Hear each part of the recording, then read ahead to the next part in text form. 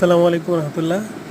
দেখতে পাচ্ছেন আমার ড্রাগন গাছে আলহামদুলিল্লাহ বেশ কিছু ড্রাগন ধরেছে এবং কিছু ড্রাগন পেকেছে, দুটি ড্রাগন পেকেছে। তো দেখতে পাচ্ছেন এটি একটি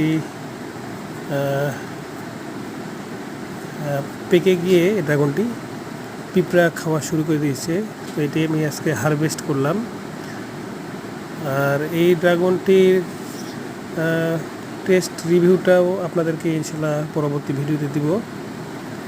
তো ভিডিওটি অবশ্যই দেখবেন এবং নতুন হয়ে থাকলে অবশ্যই আমার চ্যানেলটি সাবস্ক্রাইব করে রাখবেন ইনশাল্লাহ। তো আপনারাও আপনাদের ছাদ বাগানে ড্রাগন গাছ লাগিয়ে কাঙ্ক্ষিত ফলাফল পেতে পারেন। তবে মনে রাখতে হবে যেখানে প্রচুর পরিমাণে রোদ পড়ে, সারাদিন রোদ পড়ে, সেই জায়গাতে গাছ লাগাতে হবে। আসসালামু আলাইকুম।